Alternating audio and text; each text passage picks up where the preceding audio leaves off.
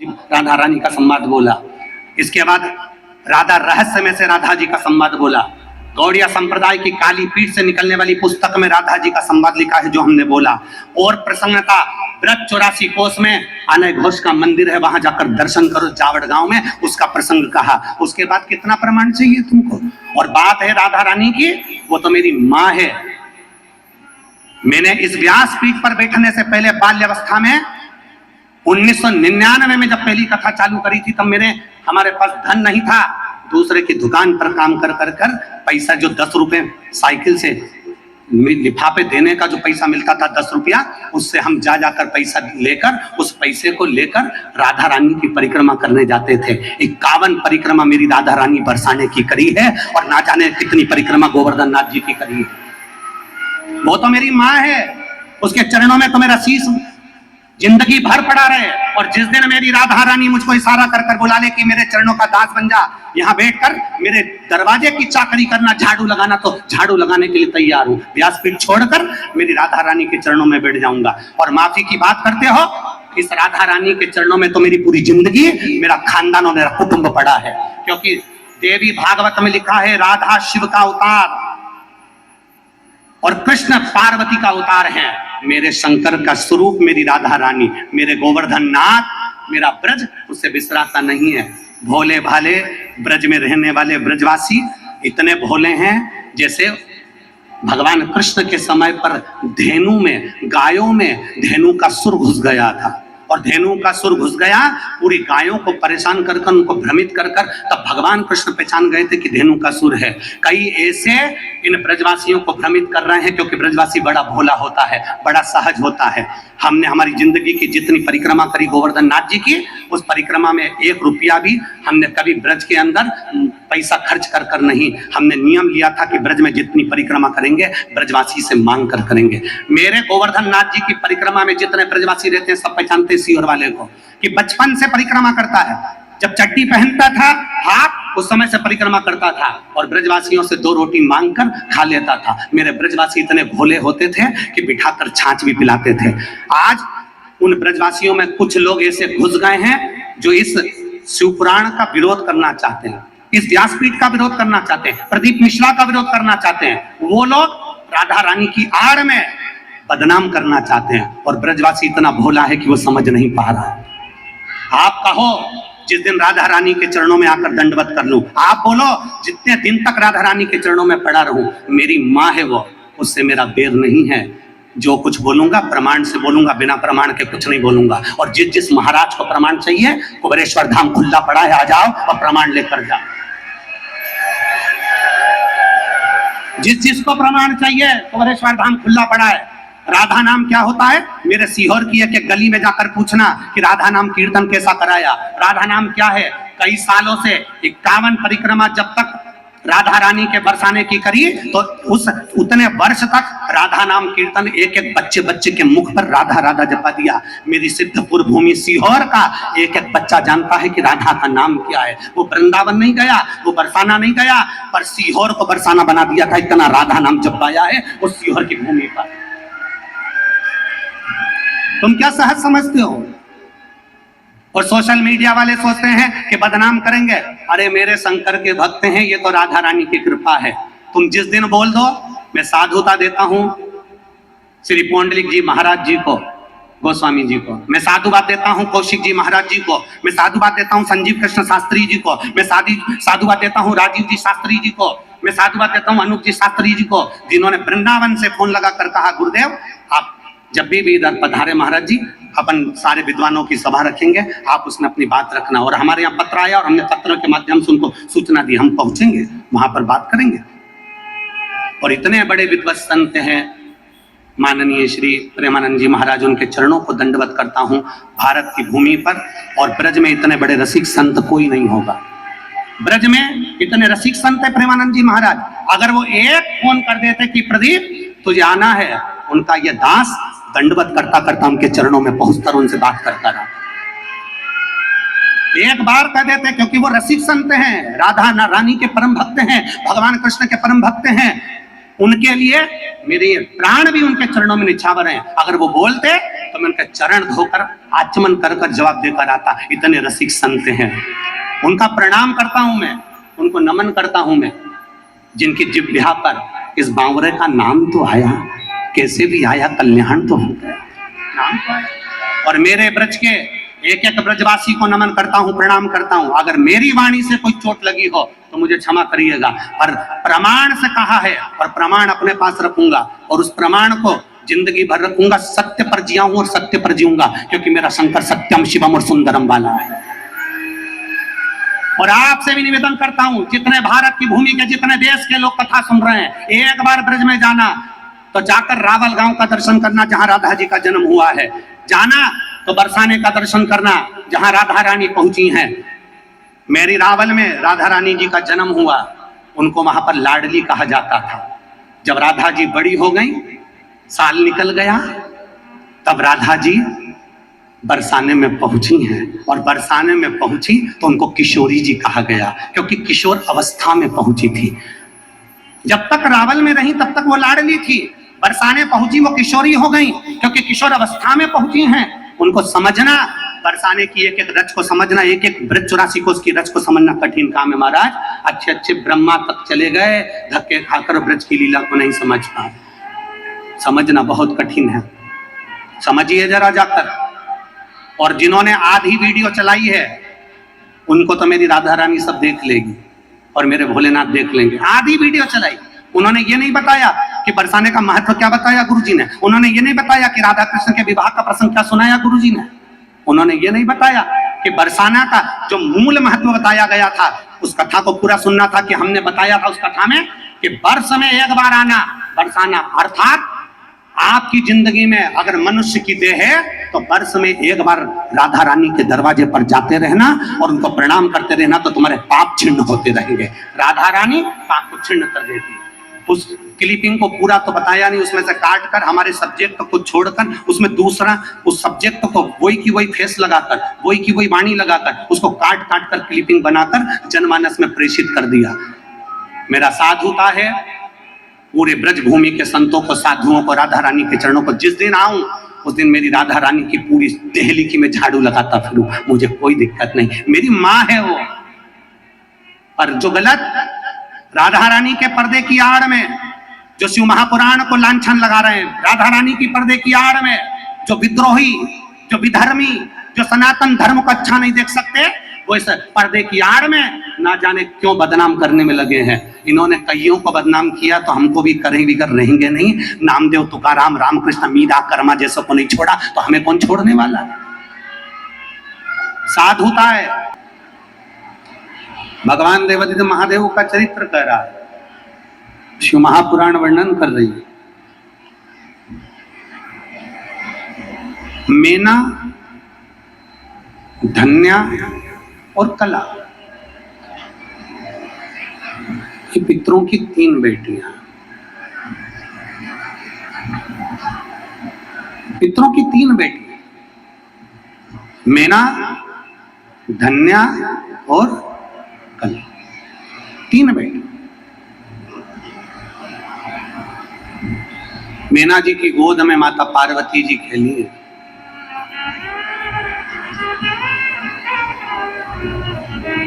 धन्या सुनैना जी बनी है जिनकी गोद में माता जानकी जी खेली।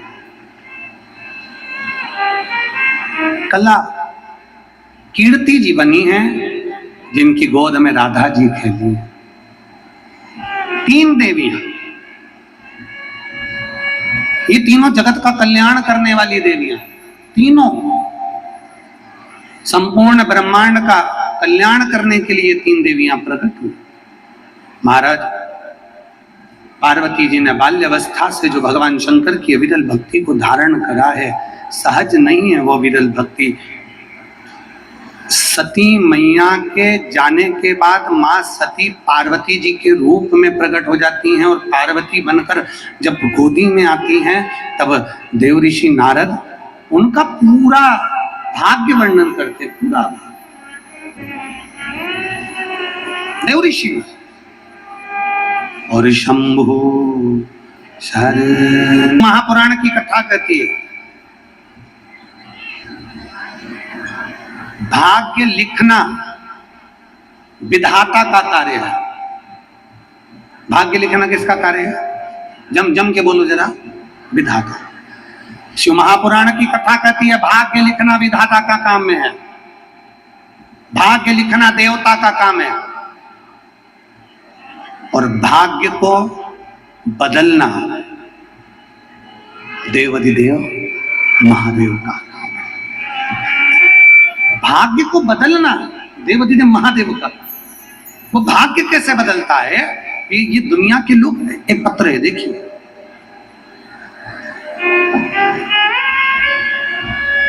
डैम सेमलदा। मैं गुरुजी डैम सेमलदा की रहने वाली हूँ। मेरा नाम कृष्णाबाई पटेल है, मेरे पति का नाम संजय पटेल है। मैं जिला बड़वानी, तहसील ठीकरी। मेरा मोबाइल नंबर ये है। कहीं बैठी हैं? कहीं बैठी हो तो हाथ हिला सकती है। अगर कहीं बैठी हो तो हाथ हिला सकती है। गुरुजी मैं डैम सेमलदा की रहने वाली हूँ। मेरा नाम कृष्णाबाई पटेल, मेरे पति का नाम संजय पटेल है। कहीं बैठी हो तो हाथ हिला सकती है। संजय पटेल है, जिला बड़वानी, तहसील ठीकरी। लेटर पत्र आप एलईडी पर और आस्था चैनल पर पढ़ सकते हैं। मेरा मोबाइल नंबर ये है। एक लोटे जल का पशुनाथ पति के व्रत का क्या वर्णन करूं गुरुजी? मेरी कोई संतान नहीं थी। 5 साल, 10 साल, 15 साल इंतजार करा, 16 साल आ गए। 16 साल तक मेरे घर में औलाद नहीं। परेशान हो गए, डॉक्टर को दिखाया, गोदी भरवाई, सब कुछ करा, सारे अस्पतालों का इलाज करवाया, तो भी मुझे घर में औलाद नहीं। 2021 में मेरी मम्मी सीहोर गए और वहां कथा सुनी, और 2021 में उन्होंने मेरे से आकर कहा कि सफेद आंकड़े की जड़ का उपाय कर। तुम रुकेश्वर महादेव का नाम लेकर सफेद आंकड़े की जड़ का प्रयोग करा, और बाबा की कृपा ऐसी हुई गुरुदेव, बाबा ने मेरे घर में ऐसी कृपा करी कि मेरे घर में 12 महीने भी नहीं निकले और बाबा की कृपा से पुत्र रत्न की प्राप्ति हुई। मैं बाबा को यहाँ प्रणाम करने के लिए, बाबा को नमन करने के लिए। कहीं बैठी हैं? श्री शिवाय नमस्तुभ्याम। बाबू आया है क्या साथ में? आया है?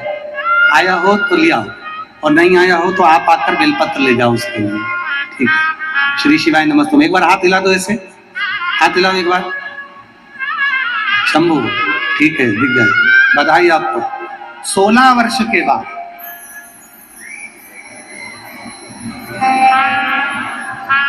16 साल के बाद बाबा देवाधिदेव महादेव की कृपा से संतान की प्राप्ति। 16 साल।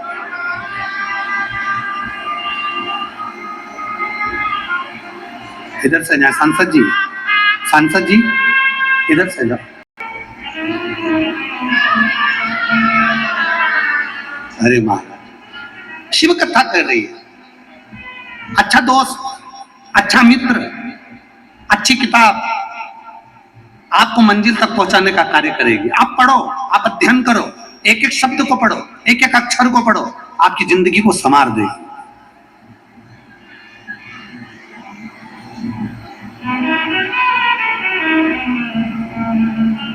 एक एक शब्द को पढ़िए, आपकी जिंदगी को संवार देगी।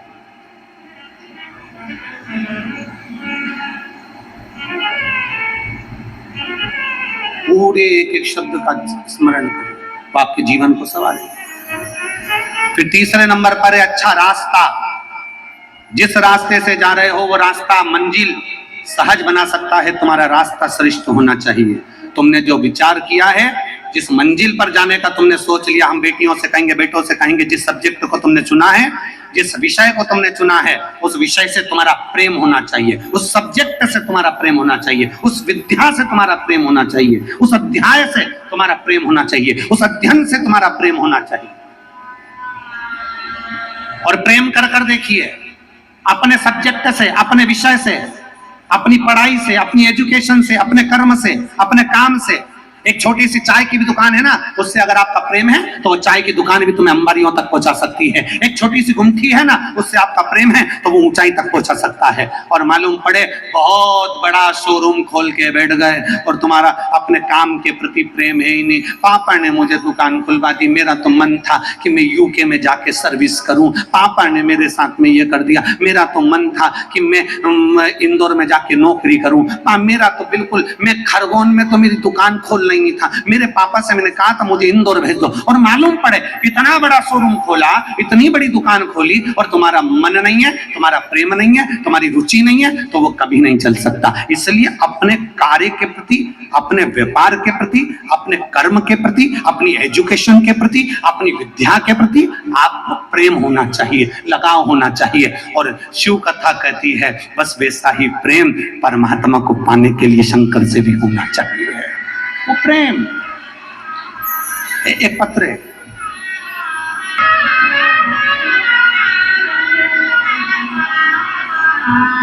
बबली मीना मिला खंडवा तहसील पंधाना है, तुम समझ गए? ठीक है, पंधाना। और मेरा नाम रमाबाई पंखालाई। बहुत जोरदार। कहीं बैठी है रमाबाई? हाथ हिलाइएगा जरा, कहीं बैठी हो तो हाथ हिलाइएगा। रमाबाई, मेरा गांव बाबली, जिला खंडवा, तहसील पंधाना, और मेरा नाम रमाबाई। पत्र आप पढ़ लें एलईडी पर। मेरा नाम नित्या है, मेरी उम्र 3 साल है, मेरा मोबाइल नंबर ये है। गुरुजी, मेरी लड़की जन्म से बहरी थी, उसको सुनाई नहीं देता था। कहीं बैठी हो तो हाथ हिलाइएगा, और अगर बच्ची लाई हो तो उसको व्यासपीठ के पास लेकर आइए, एक बेलपत्र अवश्य लेकर जाएं। कहीं बैठी हो बच्ची को लेके तो आइएगा। मेरी लड़की जन्म से ही बहरी थी, उसके कान में सुनाई नहीं देता था। खंडवा के, इंदौर के सारे डॉक्टरों को दिखाया, डॉक्टरों ने कहा ये जन्म से बहरी है, इसको सुनाई नहीं देगा, इसकी कान की रोशनी, इसकी कान की आवाज नहीं आएगी, इसको सुनाई नहीं देगा।